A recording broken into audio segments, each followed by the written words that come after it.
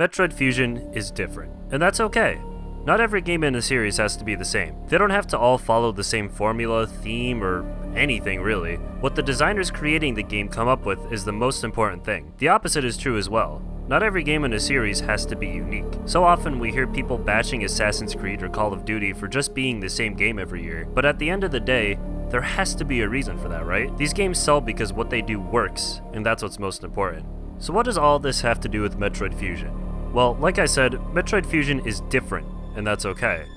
The Geek Critique made an excellent point in his video on Metroid Fusion in that, if Nintendo wanted to make Super Metroid 2, they would've. That one point alone massively contributed to changing my perspective on this game. 2 years ago, I went on a bit of a tirade on Metroid Fusion for being too different. Whether it was the linearity, the dialogue, you name it. As a few comments pointed out, my main criticism of Metroid Fusion was that it's not Super Metroid. But what I didn't realize back then is that this whole idea of Fusion being a departure from the rest of the series is the main theme of the entire game. Looking at Metroid Fusion as a whole, it's clear to see how much it diverges from its predecessors. Its gameplay, story, atmosphere, among other things, feels so wildly unfamiliar. This is intentional. The game purposely takes this direction, and as a result, every single aspect of Metroid Fusion follows this same path. It's the black sheep of Metroid on so many levels. For starters, let's talk about Samus herself. After being infected by an X-parasite, her death is almost guaranteed until she's injected with a Metroid vaccine that saves her life, further increasing the significance of the baby Metroid in the series lore. The irony of the fact that Samus, after spending 3 games hunting these creatures down, only to essentially become one herself,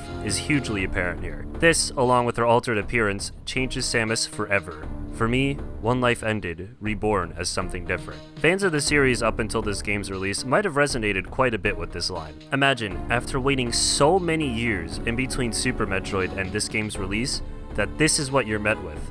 An altered new Samus, who suddenly has a voice, purpose, and emotions. Aside from the brief intro sequence in Super Metroid, you never really get to hear what Samus had to say. Her dialogue in the beginning of the game was more of a recap of past events than anything. But here, in Fusion, Samus has feelings. No longer is she this heartless, emotionless killing machine. Before starting her mission, she remarks that the explosion on the space station awoke a nameless fear in her heart. She's a human, and just like humans, just like this series, she has changed. Samus's characterization isn't the only thing that's changed in Metroid Fusion. The entire mood of the game is drastically different as well. In earlier games, Samus started her mission with a heroic purpose, eliminating the space pirates and Mother Brain, eradicating the Metroids, trying to find Ridley and the baby Metroid. At least in the first 2 games, Samus's heroism is apparent as soon as you start the game. A triumphant fanfare plays as Samus appears on screen. The background music shares this heroic attribute as well. Its melodic, upbeat sound creates an aura of confidence, both in-game and in the player. Samus appears to be powerful, or at least appears to have the potential to become powerful. Metroid Fusion does the opposite of these things. Samus starts off defeated, vulnerable, and weaker than ever. Her newly acquired Metroid DNA makes her incredibly weak to the cold. Since most of her power suit is gone, she's left with a suit that can barely protect her. Her computerized commanding officer Adam even remarks that Samus is only at 10% battle capacity at the beginning of the game, coldly and blunting knocking Samus down a peg even more. From the moment you take control of Samus, you immediately feel alone, despite the fact that you just finished talking to Adam. The sound design in this game has to be praised here. There's no background music accompanying you as you take your first steps into the desolate space station that lies before you, just lifeless, robotic bleeps and bloops that echo in the distance. After uplinking with Adam in a navigation room shortly after you begin the game, you set forth into this dark corridor, and baleful, foreboding music sets the tone as you crawl deeper into the station. This is among the best ways I've ever seen a game establish its mood. This game is terrifying, and it makes that clear before you can even get used to the controls. Oftentimes, games that are horror-based, such as Amnesia or Outlast, do fine jobs of creating that scary atmosphere in-game, but it never really seems to translate well to the player themselves. Metroid Fusion fixes this problem. Not only is Samus weak, but she's also being followed.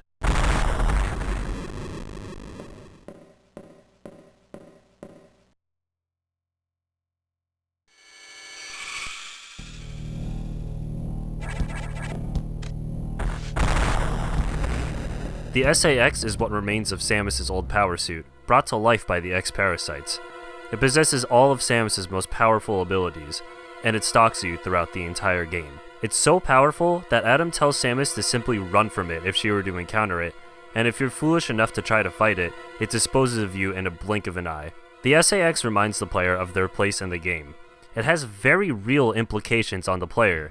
If you try to fight it, you will die. If that wasn't enough to scare the player out of trying to face it head on, the game practically forces the player to hide from it whenever it's in the same room as Samus. The first time this happens, you get a real sense of just how dangerous this thing is, and how easily it's able to put the player in their place. This encounter occurs directly after coming off a boss fight, which, generally after defeating a boss, the player feels pretty confident, maybe even accomplished.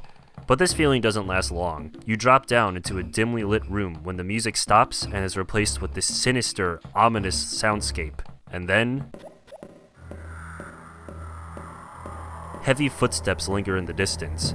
The background music mimics a heavily beating heart, and the SAX walks forth, hand on its arm cannon, shoots the door open, and leaves. If this wasn't terrifying enough, later in the game, you can hear the SAX patrolling the area, but you can't see it. The only way to progress is to take a blind leap of faith downward. Irony is once again a major component of this part of the game.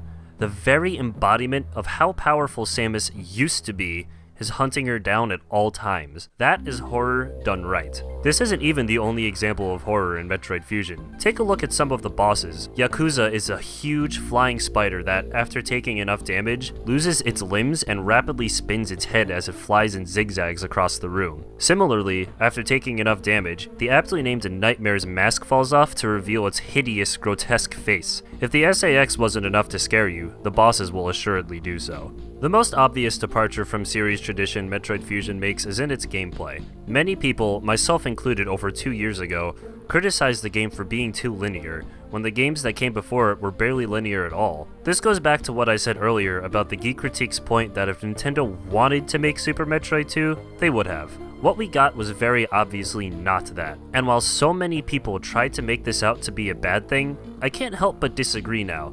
Yes, Metroid Fusion is linear. Yes, it's more story-driven. But can anyone honestly give me a real reason as to why that's a bad thing other than it's not what Metroid used to be like? Things change all the time, and not just in video games, but in all forms of media. Remember when Radiohead was a punk rock band?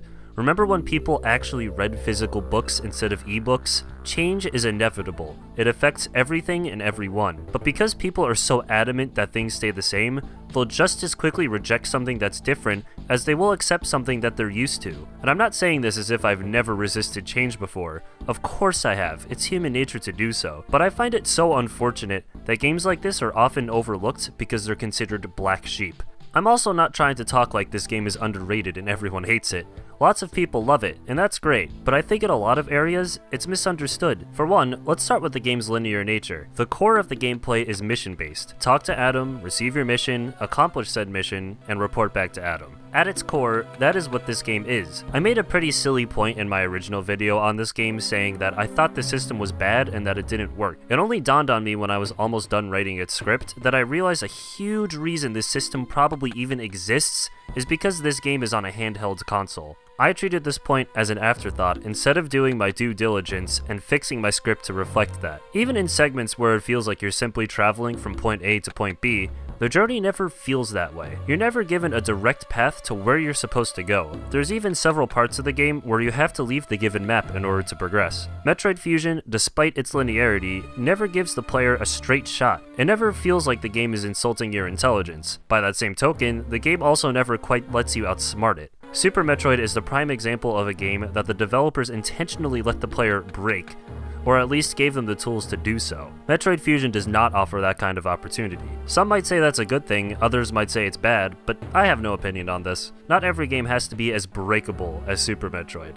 A game being linear has never inherently been a bad thing, and it never will be. And even then, Metroid Fusion isn't always as linear as it appears to be. For a lot of this game, Samus carries out her orders the way Adam wants her to, but as the story progresses, she slowly begins to diverge from that path. She regains power-ups like the plasma beam and diffusion missiles without authorization. She discovers the secret Metroid breeding lab and subsequently causes it to be jettisoned from the station. Samus begins to defy her orders, and it reflects in the gameplay. It feels liberating being able to go off the beaten path that Adam lays out for you, even if it is the intended route you're supposed to take. The linear nature of this game also helps support the more action-oriented gameplay it revolves around. Enemies do a ton of damage to Samus, and a lot of the gameplay involves strategically positioning yourself in order to attack enemies in the safest way possible. Even when you have a lot of energy tanks, you're never truly safe from just how dangerous the enemies can be. You'll be needing those energy tanks for the huge amount of bosses in the game. In my original video on this game, I complained about the fact that many of the bosses appeared to act randomly.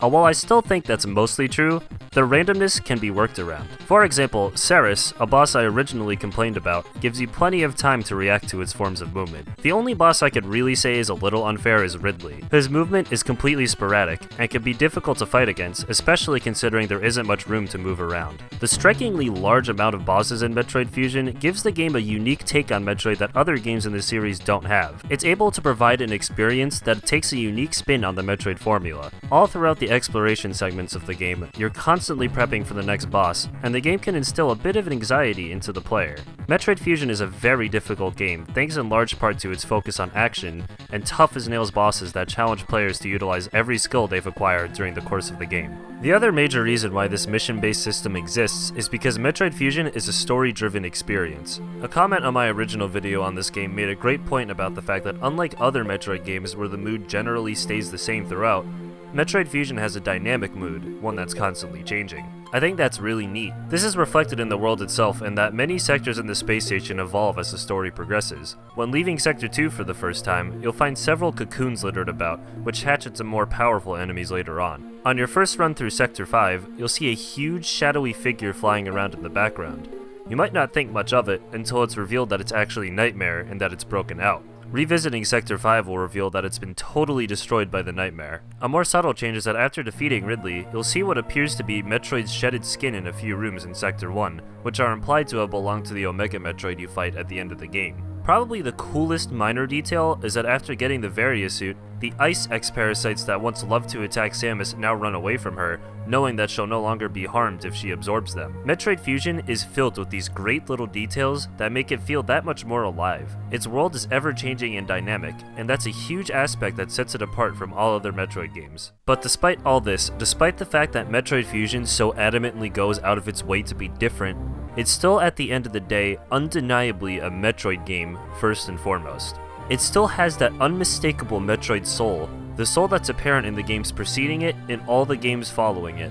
You still collect power-ups to become stronger. You're still alone on a vast, detailed alien world. You still get to be a kick-ass bounty hunter that accomplishes unbelievable feats. These are the things that make Metroid an incredible series. These games immerse you in a fantastical world and allow you to take on the role as one of the most iconic and influential characters in gaming. And while yes, for the 1000th time, Metroid Fusion is indeed different, it paved the way for the rest of the series to follow suit.